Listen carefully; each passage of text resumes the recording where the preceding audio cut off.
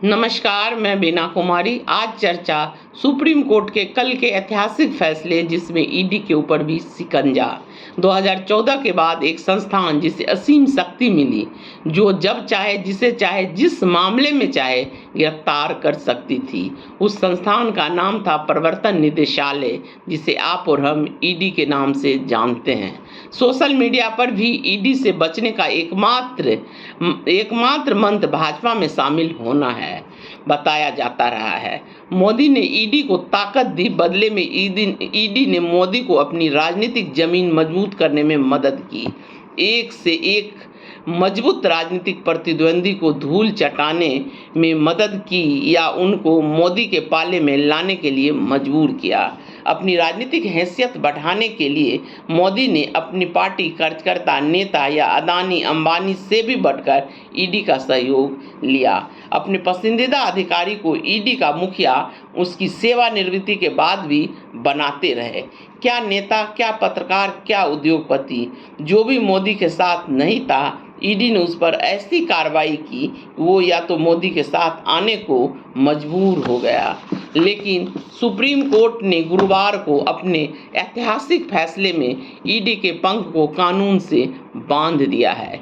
PMLA prevention of money laundering act यानी धन शोधन अधिनियम 2002 से जुड़े एक मामले की सुनवाई करते हुए जस्टिस अभय कोका और जस्टिस उज्ज्वल भुइयां की बेंच ने स्पष्ट किया है कि ईडी पीएमएलए की धारा 19 में किसी भी आरोपी को गिरफ्तार नहीं कर सकती जिसके खिलाफ स्पेशल कोर्ट में संज्ञान ले लिया हो। स्पेशल कोर्ट ने संज्ञान ले लिया हो।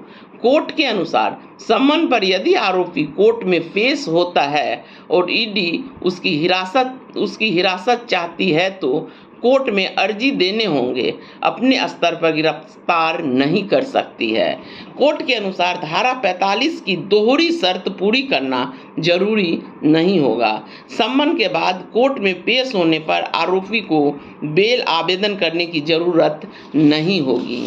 सुप्रीम कोर्ट के इस फैसले से ईडी अब किसी को भी अपने मनमाने ढंग से गिरफ्तार नहीं कर पाएगी, जिसमें ईडी के नाम पर डराने धमकाने, चंदा वसूली और अपनी पार्टी में शामिल करवाने का खेल रुक सकता है।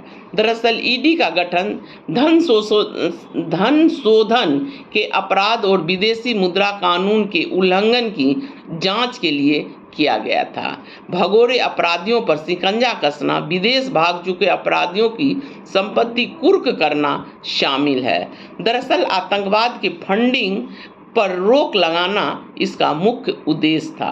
कालांतर में इस संस्थान का राजनीतिक उद्देश्य के लिए उपयोग किया जाने लगा। विपक्ष के नेताओं को निशाना बनाया जाने लगा। भ्रष्टाचार को लगाम लगे, जनता के लूटे हुए पैसे सरकार को वापस मिले, यह सभी चाहते हैं। पर समस्या यहाँ से शुरू होता है कि जब ईडी विपक्ष के नेता पर छापा मारती है, मुकदमा दर्ज करती है, पर जब वह नेता भाजपा के साथ आ जाता है तब उस पर कार्रवाई रोक दी जाती है। मुकदमा यह कहते हुए वापस ले लिया जाता है कि कोई साक्ष्य नहीं मिला। बदले में ईडी से यह कभी नहीं पूछा गया कि बिना साक्ष्य के उसने गिरफ्तार क्यों किया। प्रफुल्ल पटेल, अजीत पवार का ही मामला देखिए। सबूत के अभाव में मुकदमा वापस हो गया। सबूत इसलिए नहीं मिला कि दोनों भाजपा के महाराष्ट्र में सहयोगी हो गए। तो आखिर ईडी भ्रष्टाचार के विरुद्ध युद्ध में मोदी जी की सहयोगी है या विपक्ष के उन्मूलन में मोदी जी की सहयोगी है? यह स्थिति खतरनाक बन चुकी है। इस परिस्थिति पर रोक लग सके, इसका परिप्रेक्ष्य में सुप्रीम कोर्ट का फैसला अहम साबित हो। संस्थानों का निजी हित के लिए इस्तेमाल देश, संविधान और लोकतंत्र तीनों के लिए घातक होता है, जिसको हर हाल में रोकना ही होगा। नमस्कार, धन्यवाद।